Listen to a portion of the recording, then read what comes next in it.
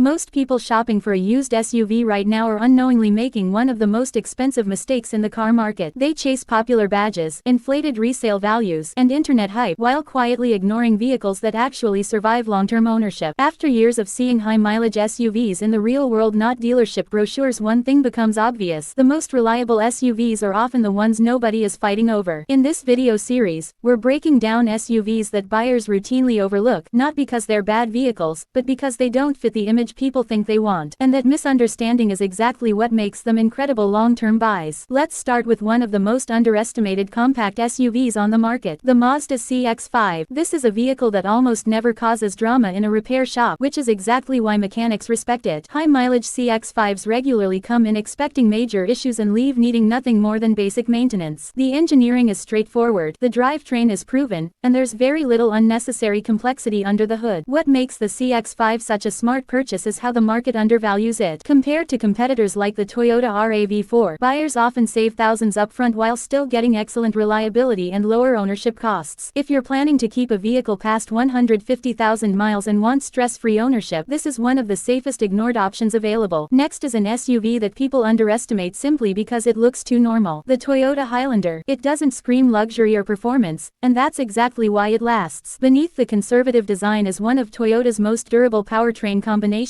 shared with much more expensive Lexus models. These engines are naturally aspirated, chain-driven, and paired with transmissions that have proven themselves over decades. The Highlander's real advantage is predictability. Repairs are rare, maintenance is simple, and costs stay consistent year after year. What's surprising is how affordable they've become on the used market compared to flashier SUVs that don't offer any mechanical advantage. If your goal is to buy one SUV and not think about replacing it for the next decade, the Highlander quietly delivers. Before we move on, this is where things get interesting, because the next SUVs on this list enter territory most buyers completely misunderstand, and one of them wears a luxury badge that people wrongly assume means expensive problems.